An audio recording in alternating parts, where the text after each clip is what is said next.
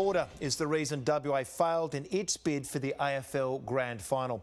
The league boss today blaming our strict quarantine rules as he announced the Gabba will host the big game under lights on October 24.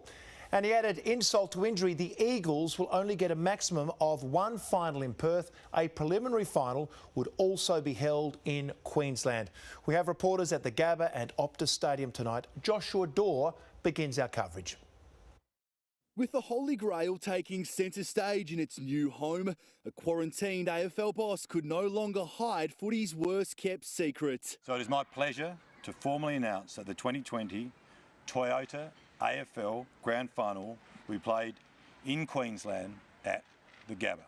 The first Grand Final outside Victoria will also be the first under lights. The first ever time we've played our Grand Final at night, giving us an opportunity to make it a truly unique event. Excited kids and cash were part of Queensland's winning bid. We'll host the final here with the utmost respect. Respect maybe, but also some hard truths for WA. Yeah, they've got the toughest borders in the country. We work through with the Chief Health Officer as appropriate. In the end, to play any finals there, including the Grand Final, will have to be a 7-day hard quarantine before we could play the game. The AFL says it based its decision on safety and the best environment, uncompromised games, the engagement of fans, financial support and a long-term legacy.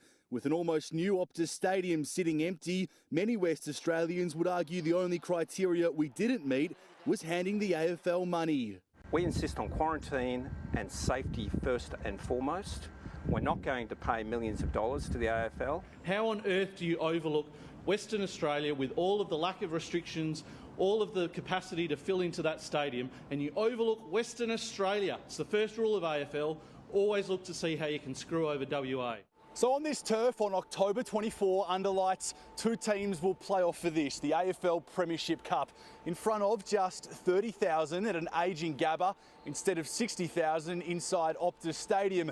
Not that it matters to the AFL, the chance to expand the game in a rugby league dominant state, far more lucrative than a once-off cash splash. Not that the locals know too much about our big name stars. Can you tell me who this is? Oh, I cannot, no. Any ideas what his name is? No. Nat Fife. Nat Fife. And to pour salt into the wounds, Perth isn't even considered as backup for the Grand Final. Adelaide Oval preferred ahead of Optus Stadium should Queensland suffer a COVID outbreak. I think that football fans will understand, and they've been on this mission, they're Western Australians who are absolutely committed to a very hard border over there. And I know, I've seen the polling, it's absolutely the majority view of Western Australians. Let's go live to Joshua Dorr in Brisbane. Josh, what's next for the AFL in Queensland?